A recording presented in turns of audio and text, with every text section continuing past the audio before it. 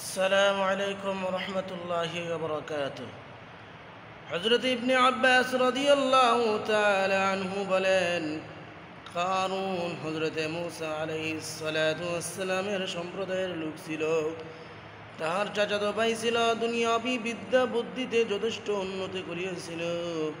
হযরত মূসা আলাইহিস সালাতু ওয়াস সালামের প্রতি হিংসা পোষণ করিত। মূসা আলাইহিস সালাতু ওয়াস সালাম তাকে বলিলেন, আল্লাহ তাআলা আমাকে তোমার নিকট হইতে যাকাত উসুল করিতে আদেশ দিয়েছেন।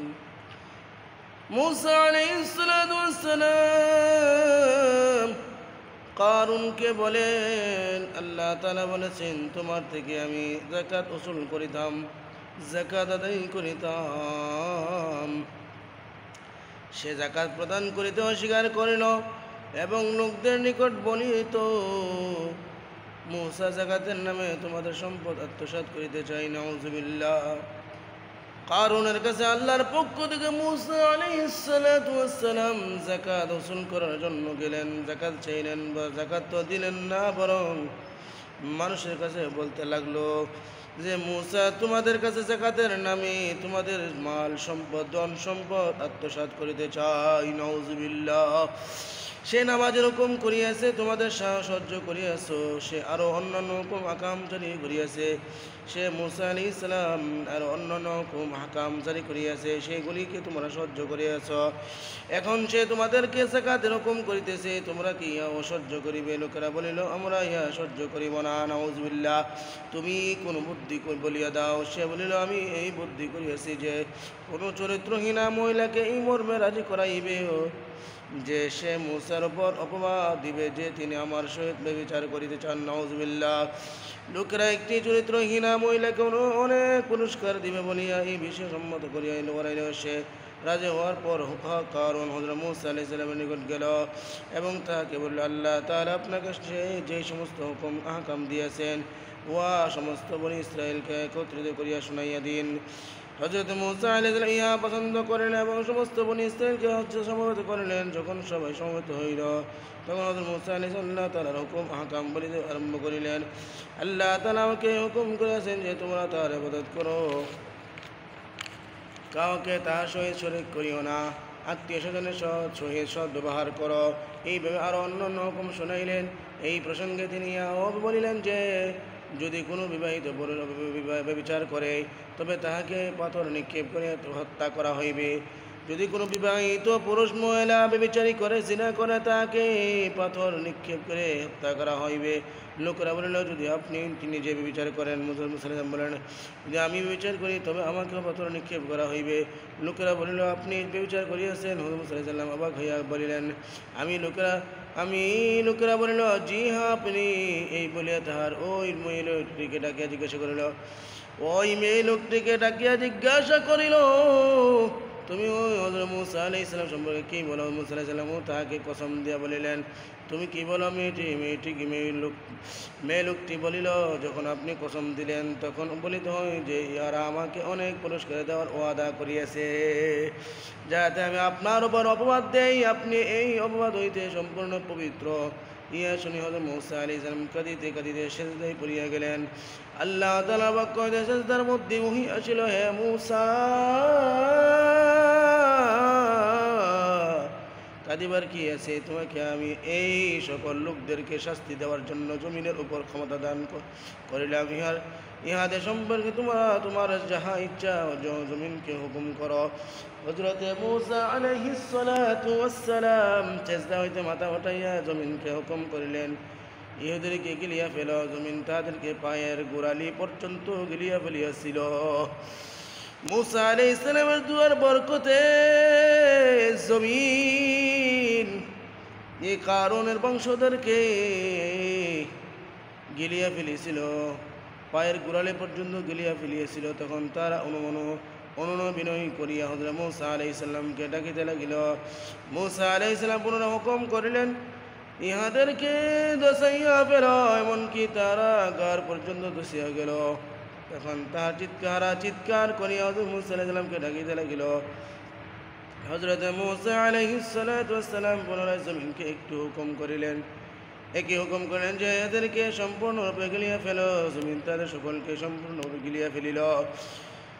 তখন আল্লাহ সুবহানাহু ওয়া তাআলার পক্ষ হইতে হযরত মূসা আলাইহিস সালামের নিকট ওহী আসিল। তারা তোমাকে ডাকিতেছিল এবং তোমার নিকট অনুনয় বিনয় করিতেছিল।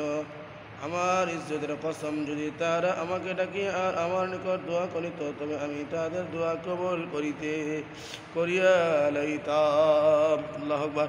তারা তো মূসা আলাইহিস সালামকে না ডাকিয়া বরং মহান আল্লাহ, দয়াবান আল্লাহকে ডাকিত। আল্লাহ তাদের দোয়া কবুল করিয়া লইত। মাটি গিলা থেকে তাদেরকে বাঁচাইয়া দিত, মাটি তাদেরকে গিলিতে পারত না। অন্য এক হাদিসে ইবনে আব্বাস রাদিয়াল্লাহু তাআলা আনহু হইতে বর্ণিত আছে, উক্ত আয়াতে দুনিয়া হইতে তোমার অংশ বলিও না। ইয়ার অর্থ এই যে দুনিয়াতে তুমি আখিরাতের জন্য আমল করো। হযরত মুজাহিদ রাহমাতুল্লাহি আলাইহি হইতে বর্ণনা করা হয়েছে, দুনিয়ার অংশ বলিতে আল্লাহ তাআলার আনুগত্য বুঝায়, তাহার সওয়াব আখিরাতে পাওয়া যায়। হযরতে মূসা আলাইহিস সালামের এই করুণ ঘটনা ছিল মূসা আলাইহিস সালামকে মিথ্যা অপবাদ দেওয়ার কৌশল। এই ফন্দি হাঁটার কারণে তাদেরকে মাটিতে দশাইয়ে দিল, মাটিতে গিলাইয়ে ফেলল। হযরত হাসান রাহমাতুল্লাহি আলাইহি হইতে বর্ণনা করা হয়েছে, দুনিয়া হইতে নিজের অংশ ভুলিও না, অর্থাৎ দুনিয়াতে যতটুকু প্রয়োজন উহাকে রাখো, আর যা অতিরিক্ত উহা আখিরাতের জন্য পাঠাইয়া দাও। অন্য এক হাদিসে হযরত হাসান রাহমাতুল্লাহি আলাইহি বর্ণনা করা হয়েছে, 1 বছরের রোজী রাখিয়া দাও, ইহার অতিরিক্ত যা হয় উহা সাদাকা করিয়া দাও। দুররে মানসুর এই সম্পর্কে কিছু বিবরণ কৃপণতার বর্ণনায় দ্বিতীয় পরিচ্ছেদ। حديث عن أبي هريرة رضي الله تعالى عنه قال قال رسول الله صلى الله عليه وسلم ما من صاع من ذهب ولا فضة لا يؤدي منها حقها إلا إذا كان يوم القيامة صفحت له مفاتح من نار وأحمي عليها في نار جهنم فيكوى بها جنوبه وجنوب وجبينه وزهره، كلما ردت أعيدت له في يوم كان مقداره 50 حتى يقضى بين العباد فيرى سبيله إما إلى الجنة وإما إلى النار। الحديث হাদিস শরীফে রাসূল খুদা সাল্লাল্লাহু আলাইহি সাল্লাম ইরশাদ করিয়াছেন, যে ব্যক্তি স্বর্ণ অথবা রূপর মালিক হয় আর সে উহার হক অর্থাৎ যাকাত আদায় না করে, কিয়ামতের দিন ওই স্বর্ণ রূপের দ্বারা পাত বানানো হবে এবং উহাকে জাহান্নামের আগুনে এই পরিমাণ উত্তপ্ত করা হইবে যেন উহা স্বয়ং আগুনের পাথর। অথবা উহা দ্বারা ওই ব্যক্তি পার্শ্বদেশ, কপাল ও কোমরে দাগ দেওয়া হইবে এবং বারবার এইভাবে উত্তপ্ত করিয়া দাগ দেওয়া হইতে থাকিবে কিয়ামত পর্যন্ত। কিয়ামতের সম্পূর্ণ দিন এই রূপ করা হইবে, যার পরিমাণ দুনিয়ার হিসাব অনুযায়ী 50,000 বছর হইবে, অথবা সে বেহেশত বা দুজখে যেখানে যাওয়ার চলিয়া যাইবে। মিশকাত মুসলিম শরীফের হাদিস। এই জন্য মহতারাম প্রিয় ভাই ও বোনেরা, যদি মনে করেন আপনার উপর যাকাত ফরজ হয়েছে, তাহলে আপনি যাকাত দিয়ে দিবেন, অন্যথায় কিয়ামতের ময়দানে কঠিন শাস্তি দেওয়া হবে, কষ্ট দেওয়া হবে। কে না চায় কষ্ট থেকে বাঁচার জন্য? ইহা একটি দীর্ঘ হাদিস। ইহাতে উটের মালিকদের উপর উটের যাকাত না দেওয়ার শাস্তি, গরু ছাগলের মালিকদের উপর উহার যাকাত না দেওয়ার শাস্তি এবং উহার অবস্থা বর্ণনা করা হয়েছে। এই অঞ্চলে সাধারণত জীবজন্তু এই পরিমাণ হয় না যার উপর যাকাত ওয়াজিব হইয়া থাকে। আরব দেশে এই সমস্ত জীবজন্তু অধিক পরিমাণে ছিল। অবশ্যই সোনা রূপা উহার সঙ্গে সংশ্লিষ্ট জিনিসপত্র সাধারণত আমাদের এই সমস্ত দেশে পাওয়া যায়, বিদায় উক্ত হাদিসের অংশ বিশেষ উল্লেখ করাই যথেষ্ট মনে করিয়াছি। ইহা দ্বারাও যাকাত না দেওয়ার পরিণতি সম্পর্কে আন্দাজ করা যাইবে। উক্ত হাদিসে সোনা চাঁদি দ্বারা জাহান্নামের আগুনের পাত বানাইয়া দাগ দেওয়ার কথা বর্ণিত হইয়াছে। আর ইহাও শুধু কিয়ামতের একদিনের শাস্তি, যা বিচারের জন্য পেশ করা হইবার দিন, আর সেই দিনের পরিমাণও 50,000 বছর হইবে। এত দীর্ঘ আযাব করিবার পর জানা যাইবে যে তাহার অন্যান্য অন্যান্য আমল এই উপযুক্ত করি রহিয়াছে কিনা, যাহা দ্বারা ক্ষমাপ্রাপ্ত হইয়া জান্নাতে যাওয়ার অনুমতি হইবে। আর যদি এই রব উপযুক্ত অন্য কোনো আমল না থাকে, অর্থাৎ ক্ষমার উপযুক্ত না হয়, অথবা জাকাত না দেওয়ার কারণে এখনও শাস্তি বাকি রইয়াছে, তবে তাহাকে জাহান্নামে নিক্ষেপ করা হইবে। আউযুবিল্লাহ। সেখানে কি অবস্থা হইবে তা লেখা ও ভাষার প্রকাশ করা সম্ভব নয়। এই হাদিসে কিয়ামতের দিনকে 50,000 বছর বলা হইয়াছে। কোরআনে পাকে সূরা মাআরিজে শুরুতেও কিয়ামতের দিনকে এই পরিমাণ বলা হইয়াছে, কিন্তু কোন হাদিসে আসিয়াছে যে আল্লাহ তাআলার অনুগত বান্দাদের উপর এই দিনটি এত সহজভাবে অতিবাহিত হইয়া যাইবে, যেমন একটি ফরজ নামাজ পড়িয়া লইল, আর কোনো লোকের ওপর তাদের আমল হিসাব এরূপ হইবে, যেমন জোহর হইতে আসর পর্যন্ত সময়। সুবহানাল্লাহ। এত শীঘ্র অতিবাহিত হইয়া যাওয়ার অর্থ হইল অনুগত বান্দারা সেই দিন আনন্দ ভ্রমণের মধ্য থাকিবে। আনন্দ ফুর্তির সময় যে কয়েক মিনিটে কাটিয়া যায়, যা তাহা ভ্রমণ বিলাসী লোকে মাত্রই জানে। এক হাদিসে হুজুর সাল্লাল্লাহু আলাইহি ওয়াসাল্লাম ইরশাদ করিয়াছেন, টাকার উপর টাকা, স্বর্ণ মুদ্রার উপর স্বর্ণ মুদ্রা রাখিয়া দেওয়া হইবে। এই রূপ নহে, বরং তাহার শরীরকে এত প্রশস্ত করিয়া দেওয়া হইবে যাতে এই সমস্ত কিছু পাশাপাশি রাখা যায়, এবং তাহাদেরকে বলা হইবে, তোমরা তোমাদের সম্পদের স্বাদ গ্রহণ করো। নাউযুবিল্লাহ। তোমরা তোমাদের সম্পদের স্বাদ গ্রহণ করো। হযরতে সাওবান রাদিয়াল্লাহু তাআলা আনহু হইতে বর্ণিত, তিনি বর্ণনা করলেন যে পরিমাণ সোনা রূপা তার কাছে থাকিবে, ওর প্রতি এক কিরাত পরিমাণ, যাহা প্রায় 3 রত্তি পরিমাণ হয়, বিস্তৃত করিয়া উহা দ্বারা আগুনের এক টুকরা বানানো হইবে, অথবা উহা দ্বারা মুখ হইতে পা পর্যন্ত তাহার সমস্ত শরীরকে দাগ দেওয়া হইবে। নাউযুবিল্লাহ। যার উপর ইচ্ছা হয় তাহাকে ক্ষমা করা হইবে, অথবা জাহান্নামে নিক্ষেপ করা হইবে। আগুনে উত্তপ্ত করিয়া দাগ দেওয়ার সেই শাস্তির কথাই হাদিসে উল্লেখ করা হইয়াছে, তাহা কোরআন পাকে বর্ণিত হইয়াছে, যেমন 2য় পরিচ্ছেদে বাস্তব উল্লেখ করা হয়েছে। কোন হাদিসে তার সম্পদকে সাপ বানাইয়া বেরি পরাইয়া দেওয়ার কথাও আসিয়াছে। عن أبي هريرة رضي الله تعالى عنه قال قال رسول الله صلى الله عليه وسلم من آتاه الله مالا فلم يؤدي زكاته مثل له ماله يوم القيامة شجاعا أقرع له زيمتان يطوقوه شجاعا أقرع له زيمتان يطوقوه يوم القيامة ثم يأخذ برهزمته يعني شديقيه ثم يقول أنا مالك أنا كنزك أنا مالك أنا كنزك تلا ولا يحسبن الذين يبخلون। হুজুর সাল্লাল্লাহু আলাইহি ওয়াসাল্লাম ইরশাদ করিয়াছেন, যাকে আল্লাহ তাআলা সম্পদ দিয়েছেন তো সে উহার যাকাত আদায় করে না, কিয়ামতের দিন সেই সম্পদকে এমন একটি সাপ বানাইয়া দেওয়া হইবে, যার মাথা লোমবিহীন হইবে, আর উহার চোখের উপর 2টি কালো বিন্দু হইবে, অথবা ওই সাপকে তার গলায় বেরির মতো পাড়াইয়া দেওয়া হইবে, উহা তার উপর উভয় চোয়াল ঝরাইয়া ধরিয়া বলিবে, আমি তোমার ধন, আমি তোমার সম্পদ। অথবা হুজুর সাল্লাল্লাহু আলাইহি ওয়াসাল্লাম ইয়ার সম্মত কোরআন পাকের আয়াত ওয়ালা ইয়াহসাবান্নাল্লাযিনা ইয়াবখালুনা বিমা আতাহুল্লাহ তেলাওয়াত করিলেন। তরজমা সহ এই আয়াত দ্বিতীয়। এই সাপের একটি বিশিষ্টতা তো এই বর্ণনা করা হইয়াছে যে উহা সোজা সাপ হইবে।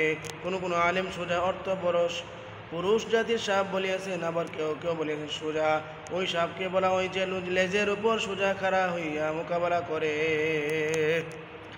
দ্বিতীয় বিশিষ্ট বলা হয় উহা গুঞ্জা, অর্থাৎ উহার মাথা লোমবিহীন হইবে। লোমবিহীন এই জন্য বলা হয়েছে যে সাপ যখন অত্যন্ত বিষধর হয় তখন বিষের তীব্রতার কারণে উহার মাথার লোম পড়িয়া যায়, দ্বিতীয় বৈশিষ্ট্য এই বলা হয়েছে যে উহার উপর 2টি কালো বিন্দু থাকিবে। কালো 2টি বিন্দু থাকাও সাপের অধিক বিষধর হওয়ার লক্ষণ। এই সাপের আয়ু দীর্ঘ হয়। কোনো আলেম 2টি বিন্দুর পরিবর্তে অত্যন্ত বিষধর হওয়ার কারণে সাপের মুখের 2 দিক বিষের ফেনা থাকিবে অর্থ করিয়াছেন উহার মুখের বাইরে 2টি দাঁত থাকিবে। আবার কেউ অর্থ করিয়াছেন 2টি বিষের থলিতে সাপের 2 দিক জ্বলন্ত অবস্থায় থাকিবে। নাউযুবিল্লাহ। এ হাদিসে যাকাত না দেওয়ার কারণে তার সম্পদ সাপ হয়ে গলায় পেঁচাইয়া ধরিয়া বলিয়া উল্লেখ করা হয়েছে। আর পূর্বের হাদিসে আগুনে উত্তপ্ত করিয়া দাগ দেওয়ার কথা বলা হয়েছে। এই 2 প্রকার আযাবের কথা কোরআন পাকের এই 2 আয়াতে উল্লেখ করা হয়েছে। আর ওই আয়াত ওই দ্বিতীয় পরিচ্ছেদ আয়াতে বর্ণনা করা অতিবাহিত হইয়াছে।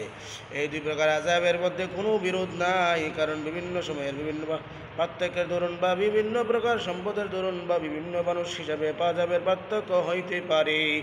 আবার উভয় প্রকার আযাব একত্রিত হইতে পারে।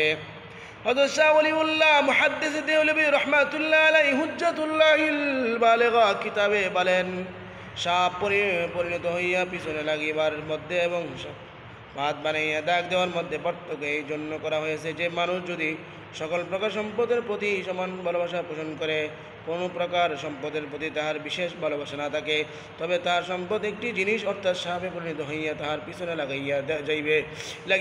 আর যে ব্যক্তি বিভিন্ন প্রকার সম্পদের প্রতি বিশেষ ভালোবাসা পোষণ করে, সে রৌপ্য মুদ্রা ও স্বর্ণ মুদ্রাকে গনিয়া রাখে, আর যাহা কিছু পায় উহাকে মুদ্রায় পরিণত করিয়া রাখে। এমন অবস্থায় তার ধন সম্পদকে আগুনের পাত বানাইয়া দাগ দেওয়া হইবে। এক হাদিস আছে, যে ব্যক্তি তার পিছনে ধন ভাণ্ডার রাখিয়া যায়, সেই ধন ভাণ্ডার 2 বিন্দু বিশিষ্ট একটি গঞ্জা অর্থাৎ লোমবিহীন মাথাওয়ালা সাপ হইয়া কিয়ামতের দিন তার পিছনে দৌড়াইবে। সে ব্যক্তি ভীত হইয়া বলিবে, তুমি আবার কোন আপদ? সাপ বলিবে, আমি তোমার ধন ভাণ্ডার যা তুমি রাখিয়া আসিয়াছিলে। সেই সাপ প্রথমে তার হাত অথবা তার সম্পূর্ণ শরীরকে খাইয়া ফেলিবে। কিয়ামতের শাস্তি সম্পর্কে এই কথা বহুবার আসিয়াছে। যে ব্যক্তি কোনো আযাবের কারণে চূর্ণ বিচূর্ণ ও টুকরা হইয়া যাইবে, সে পুনরায় শাস্তি পাওয়ার জন্য তার পূর্বের অবস্থায় ফিরে আসিবে এবং পুনরায় আযাবের পাত্রে পরিণত হইবে। আল্লাহু আকবার। আল্লাহুম্মা ইন্না নাসআলুকাল জান্নাতা ওয়া নাউযু বিকা মিনান নার। আল্লাহুম্মা আজরিনা মিনান নার। আল্লাহ আমাদের সবাইকে যাকাত সঠিকভাবে দেওয়ার তৌফিক দান করেন, হারাম থেকে হেফাজত করেন, যাকাত আদায় করার তৌফিক দান করেন, জাহান্নাম আগুন থেকে আমাদের আল্লাহ তাআলা হেফাজত করেন। আমিন। সবাইকে বুঝার আমল করার তৌফিক দান করেন। সবাই সবার কাছে প্রচার করে দেন। সবাই শিখুক, জানুক, সবাই জাহান্নাম আগুন থেকে বাঁচুক। কেন চাই সবাই জাহান্নাম আগুন থেকে বাঁচুক। আল্লাহ সবাইকে জাহান্নাম আগুন থেকে মুক্তি দান করুন। আমিন। ওয়া আলাইকুম ওয়া রাহমাতুল্লাহি ওয়া বারাকাতুহু।